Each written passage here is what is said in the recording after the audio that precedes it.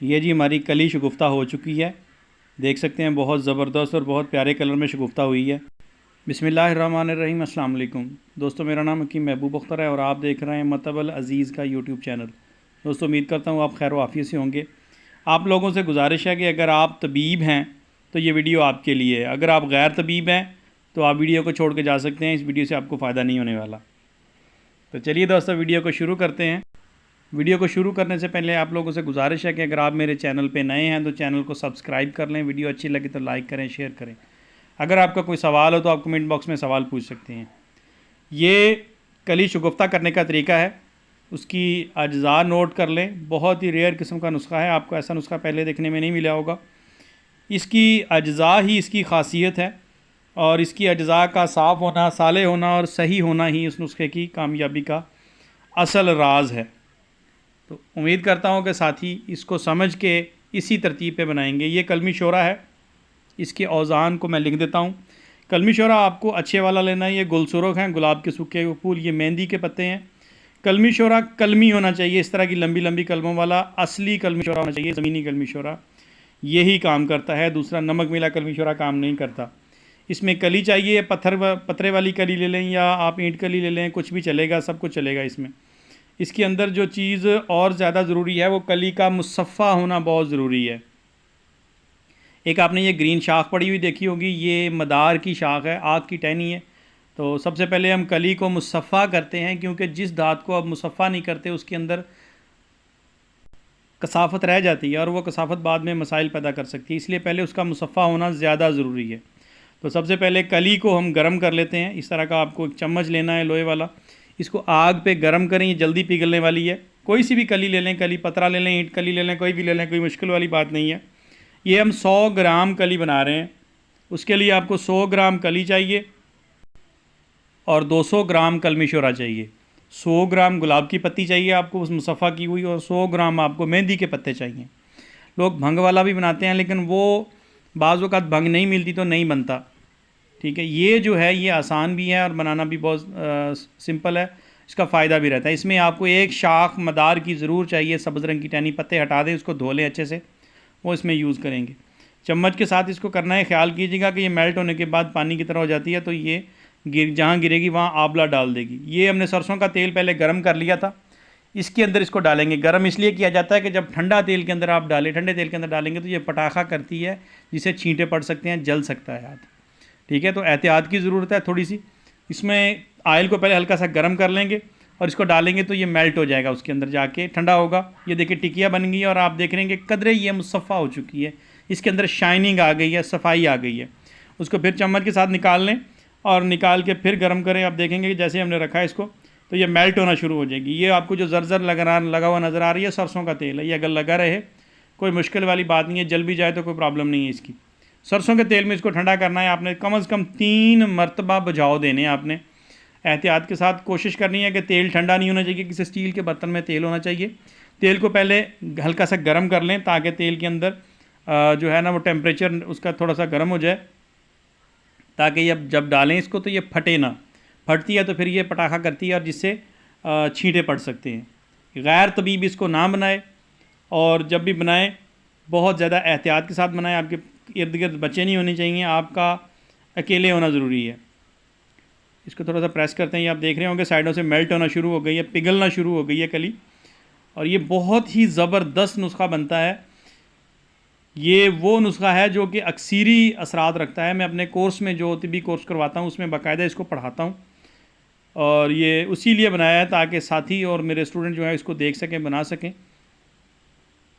ये एक नुस्खा बहुत काम करता है और बहुत सारे काम करता है, बहुत सारी जगहों पे इसको यूज़ किया जाता है ज़रूरत के मुताबिक। अब देखें ये मेल्ट हो चुकी है, इसको ज़्यादा देर पकाना नहीं है, ये दूसरा अमल कर लेते हैं। इसी तरह बहुत एहतियात से इसको डाल देना है और ये फिर ठंडा हो जाएगा। जब ठंडा हो जाए तो समझें कि आपका नुस्खा ये बेहतरीन हो गया। ये अब देखें ये 3 बुझाव देने के बाद इसको मैंने मुसफ़ा कर लिया है। अब आप इसकी शाइनिंग देख सकते हैं। इसको डायरेक्ट डाला है लोहे की कढ़ाई के अंदर, फिर उसी चम्मच के साथ इसको हिलाना है और इसको मेल्ट करना है। ये बहुत जल्दी पिघलने वाली है, आग का ख्याल रखना है आपने। बर्तन बड़ा लेना है, लोहे की कढ़ाई लेनी है, ठीक है, जिसमें इसको बनाना है। अब देखिए दोबारा कली मेल्ट हो चुकी है, पिघल चुकी है। ये चंद सेकंड के अंदर पिघल जाती है, आग तेज़ हो तो ये 5 से 10 सेकंड में पिघल जाती है। ये जितनी हमारी इलेक्ट्रॉनिक्स की चीज़ें होती हैं उनमें जितने भी टांके लगते हैं वो कली के ही लगते हैं, टिन के लगते हैं। इसको बड़ी एहतियात के साथ मेल्ट कर लें, वो जो ऊपर ऑयल लगा हुआ है वो खुद ही जल जाएगा। अब थोड़ा थोड़ा करके कलमी शोरा डालना शुरू कर दें। याद रखें कलमी शोरा आपका अच्छी क्वालिटी का होना चाहिए। ये डाल लेंगे, थोड़ी देर बाद ही पिघलना शुरू हो जाएगा और इसको इस तरह से चम्मच से हिलाते जाएं। जूं जूं आप हिलाते जाएंगे ये आपका कलमी शोरा पानी बनता जाएगा और इसको हिलाते जाना है ताकि एक जगह पे ना रुके। थोड़ी सी एहतियात रखनी है। इस तरह से ये चम्मच बहुत काम करते हैं, लोहे वाला इस तरह का चम्मच होना चाहिए, ये आपके बहुत काम आएगा। थोड़ी सी एहतियात के बाद थोड़ा थोड़ा कलमी शोरा डालते जाएं, हिलाते जाएं। आप देखेंगे कि कलमी शोरा मेल्ट होना शुरू हो गया है। जैसे जैसे मेल्ट होता चला जाएगा आप और मिलाते चले जाएं इसको। आग इतनी नरम नहीं होनी चाहिए कि नीचे हो जाए। और थोड़े से पत्ते मेहंदी के डाल दिए मैंने इसमें, और वो लकड़ी जो थी मदार की लकड़ी उससे हिलाना शुरू किया। आप देखेंगे इस तरह से धुआं निकलेगा इसमें से, और उस कलमी शोरे की वजह से इसको आग लगेगी। जो गुलाब की पत्ती या मेहंदी की पत्ती आप डालेंगे वो इसको आग पकड़ने में मदद देगी। इस तरह से ये शगुफ्ता होगी कली। अब देखें इसके अंदर आग लग चुकी है। एहतियात के साथ थोड़े थोड़े पत्ते डालते जाएं।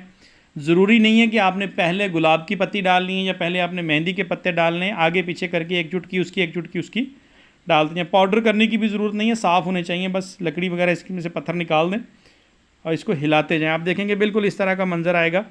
और ये जैसे जैसे आग पकड़ता जाएगा वो जगह सफ़ेद होती चली जाएगी।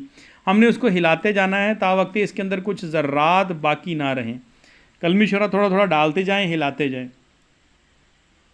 वो जैसे कहते हैं ना कि आपके शरीक रिश्तेदार आपको थोड़ी थोड़ी आग लगाते रहते हैं, कुछ बातें ऐसी करते रहते हैं कि आपके तन बदन में आग लगी रहती है। वही वाला काम यहाँ पे करना है कि आपने थोड़ा थोड़ा कलमी शोरा डालते जाना है, इसे हिलाते जाना है ताकि आग जली रहे, आग बुझने ना पाए। जहाँ आप देखें आग ज़्यादा हो गई उसको थोड़ा सा हिला सकते हैं, हिला के फैला सकते हैं ताकि आग हर तरफ यकसां हो जाए। इसको रगड़ते जाना है, आप रब करते जाएंगे। ये डंडा भी जलेगा, ये जो डंडा है ये बहुत ज़रूरी होता है, ये डंडा भी जलेगा और जूं जूं जलता जाएगा आग पकड़ती जाएगी। इससे इस कली के अंदर गुलाब की पत्ती की पुठ भी आएगी, उसका असर भी आएगा, और इसके अंदर जो हमारी मेहंदी की पत्ती है उसका भी आएगा और उसके डंडे का भी आएगा, मदार के डंडे का। अब देखें इसको तो मैंने बंद किया है आर्जी तौर पे और देखें ये इस तरह कुछ हो गया है। ये हाफ वाइट आपको नज़र आ रहा है, ब्लैक एंड वाइट टाइप किस्म का। तो इसको खुरच लें, बारीक कर लें और फिर दोबारा आग पे रखें और फिर रख के इसको कलमी शोरा थोड़ा सा नया डालें और हिलाते चले जाएं। बस इसका हिलाने का ही मकसद है कि इससे ये है कि हर जगह हीट जो है वो प्रॉपर मिलती रहे और जो ज़र्रात इसके अंदर बचे हैं कली के वो अच्छे से मेल्ट होकर इस प्रोसेस में वो जल सकें, ऑक्साइड हो सकें, वो सफ़ेद हो सकें और वो दवा के काबिल हो जाएं। मकसद इसका ये होता है कि दवा को खाने के काबिल करना, जिसको हमारी तिब्बी ज़ुबान में कुश्ता का लफ्ज़ इस्तेमाल किया जाता है। वैसे तो आजकल कुश्ते को गाली समझा जाता है, जो कि कदीम तिब का लफ्ज़ है। कुश्ते का मतलब होता है खाने के काबिल बारीक कर देना दवा को, या इतना बारीक कर देना कि वो डाइजेशन के प्रोसेस से आसानी से गुजर सके, हज़म हो सके। ये गुलाब की पत्ती बची थी और ये हमारा कुछ मवाद बचा था, तो ये दूसरे अमल में इसको फिर मिला के साथ खुले हाथ से डालना है और यूँ डाल दें ताकि इसका ये आग पकड़ ले, धुआं निकलता रहे, जलता रहे। ये वो कहते हैं ना कि आपके जो शरीक होते हैं वो जलाते रहते हैं आपको, आप भी वही काम करना है कि थोड़ा थोड़ा लगाते जाएं, हिलाते जाएं। इसको जलना चाहिए, ये जितना जलेगा ये फिर ही जाके बनेगा, इसको आग लगेगी, धुआं निकलेगा और फिर ही जाके ये सही अपने कवाम पर तैयार हो सकेगा। इसको हिलाते जाना है और आग का एहतियात करनी। जब इस तरह हो जाए, आपका मटेरियल सारा ख़त्म हो जाए, तो इसको खूब पकाएं, इतना जलाएं जितना आपके ससुराल वाले, आपके रिश्तेदार वाले आपको जलाते हैं, कड़वी कसीली बातें करके इस तरह जलाएं। ये बिल्कुल रेड हो जाना चाहिए, इतना गर्म करें इसको। आप देखेंगे कि ऊपर से कराची का मंजर पेश कर रहा है, लाइटें लाइटें लग रही हैं हर तरफ। हिलाते जाएं इसको, खुरच के रगड़ के साथ हिलाते जाएं ताकि ये कोई जगह रह ना जाए, हर तरफ एक ही हुकूमत होनी चाहिए, एक ही सिलसिला होना चाहिए। हिलाते जाएं इसको, जलाते जाएं इसको, जलते जलते ये बिल्कुल आप देखेंगे कि सारा एक ही तरह का सफ़ेद रंग का हो गया। इसको आग आपने कसरत से देनी है, यहीं पर कुश्ता हो जाएगा, यहीं पर शगुफ्ता हो जाएगा और यहीं पर ये फरिफ्ता हो जाएगा। ये बहुत बेहतरीन किस्म का नुस्खा तैयार हो रहा है। इस तरह का कली का जो भस्म है या कली का जो प्रोसेस है वो बहुत बेहतरीन रहता है। अब देखिए मैंने इसको लाइट ऑन किया तो ये बिल्कुल वाइट हो गया, आप देख रहे हैं ये बिल्कुल वाइट हो गया। इस वीडियो को पूरा देखिएगा, सारा प्रोसेस वीडियो के अंदर मौजूद है। इसमें आपने गौर करना है कि कोई टुकड़ा बचे ना कली का।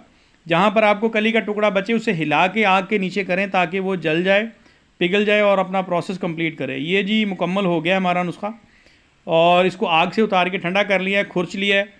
खुरचने के बाद इसको आप अच्छे तरीके से ठंडा हो जाए फिर हाथ लगाइएगा, वरना हाथ जल सकता है गर्म होने के बाद। हावन दस्ते के साथ, डंडे के साथ, लोहे के डंडे के साथ इसको तोड़ के बारीक करते हैं ताकि इसका अगला प्रोसेस जो है वो हम अच्छे से कर सकें। इसको तोड़ लें बारीक, ये थोड़ा सा हार्ड होता है। आप देखेंगे कि बिल्कुल वाइट भी निकल रहा है और कुछ हल्का डार्क कलर भी निकल रहा है, तो स्लेटी कलर टाइप का। इसको सबको खरल करके कूट के बारीक कर लें। उसके बाद जब आप इसकी डलियाँ तोड़ लेंगे तो चाहें तो आप इसको ग्राइंडर के अंदर ग्राइंड कर सकते हैं। अगर आपके पास ग्राइंडर लोहे का अवेलेबल नहीं है तो कूंडी डंडा हो तो कूंडी डंडे के अंदर बारीक कर लें, वरना यहाँ पर भी थोड़ी देर मेहनत करने के साथ ये बारीक हो जाता है।